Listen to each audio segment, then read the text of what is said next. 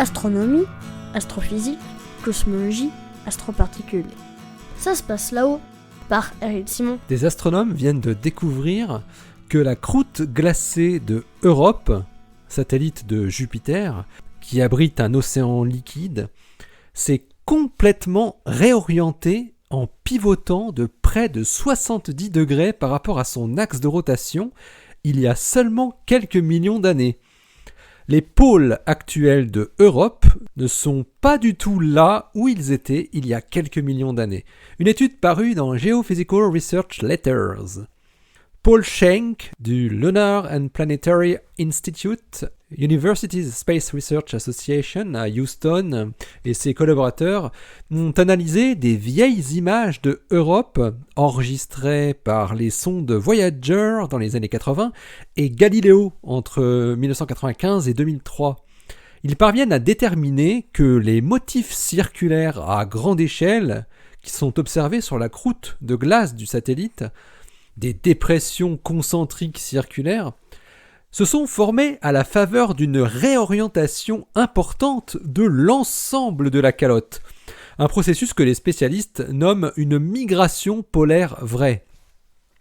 C'est la construction d'une carte topographique globale de Europe avec une résolution de 200 mètres en couleur, nécessaire pour préparer le retour vers Europe, qui a mené les chercheurs à comprendre que le système de fractures profondes de 200 mètres, qui sont visibles à la surface, faisait partie des motifs circulaires identifiés précédemment, signe d'une migration polaire. Ces fissures concentriques font entre 100 et 300 km de longueur pour une largeur de 1 à 2 km, distribuées sur des zones étendues de 10 à 20 km. La meilleure solution permettant d'expliquer les 3 motifs circulaires observés correspond à un axe de rotation initial que les planétologues appellent le paléopôle, situé à 19 degrés nord et 75 degrés est. Un tel mouvement de la couche glacée n'est évidemment possible que si la couche de glace n'est pas liée à un noyau rocheux, mais si elle flotte sur un liquide. C'est parce que les fractures observées, associées à ce mouvement à grande échelle, traversent différents types de terrains sur la surface de Europe, incluant des éjectats du jeune cratère Mannanan, un cratère de 23 km de diamètre, que les chercheurs en déduisent que l'événement a eu lieu très récemment dans l'histoire du satellite jovien. Les planétologues savent en effet que le cratère Mannanan est le 2e plus jeune cratère de Europe, derrière le dénommé Pwil. Ouais, je ne sais pas qui trouve les noms, franchement. Alors, ils le savent d'après l'observation de la préservation de leurs rayons brillants et sombres qui tracent l'impact dont ils sont la marque résiduelle. Les chercheurs pensent que la croûte de glace a pu s'épaissir par endroits au cours du temps, du fait de variations spatiales des effets de marée et de l'insolation, ce qui pourrait avoir pour conséquence, dans certains cas, une croûte instable vis-à-vis de la rotation, et donc fournissant une origine possible pour le phénomène de migration polaire. Cette découverte a pour conséquence, selon les planétologues, que l'histoire tectonique de Europe devrait être revue de fond en comble.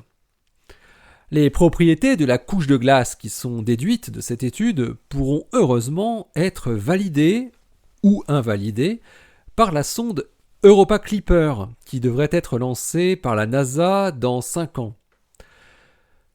Le mouvement de la croûte doit avoir produit une distribution asymétrique des cratères, ainsi que des perturbations gravitationnelles et de forme sur la structure interne de Europe, qui seront toutes deux mesurables par la sonde.